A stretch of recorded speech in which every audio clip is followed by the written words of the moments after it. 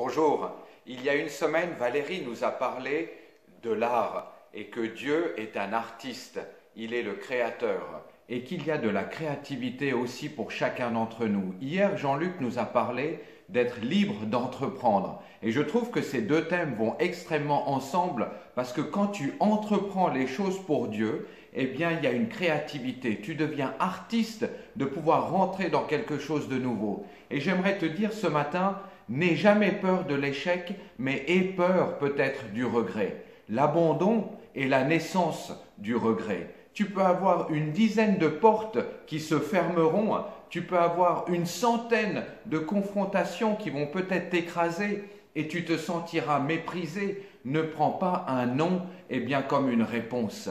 N'aie jamais peur d'un non, mais élève ton visage vers ton Créateur. Tu peux être libre d'entreprendre. Quelle est la chose qui résonne dans ton cœur depuis longtemps? Peut-être que tu peux faire un premier pas. J'aimerais t'encourager dans ce début de semaine à pouvoir venir et à creuser dans la parole de Dieu. La Bible, en fait, c'est la parole de Dieu pour nous. C'est le seul livre que tu peux lire avec l'auteur. Tous les livres que tu lis, l'auteur, tu ne sais pas où il est, mais la Bible est le seul livre où l'auteur voyage avec toi. La Bible n'a pas été donnée comme une information, mais elle est là pour que tu puisses vivre une transformation. Et j'aime beaucoup le psaume 139 qui dit « Ta parole est une lampe à mes pieds et une lumière sur mon sentier ». Et j'aimerais t'encourager, sois certain que Dieu t'a écrit d'une manière très personnelle.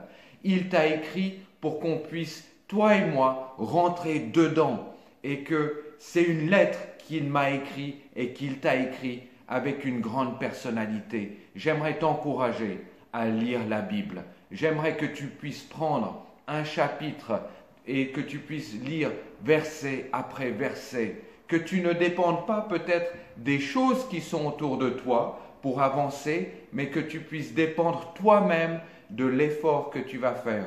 C'est le plus beau des cadeaux que nous puissions faire à Dieu, parce que lui nous a offert le plus grand des cadeaux. Alors restons en relation avec lui et je te souhaite une excellente journée.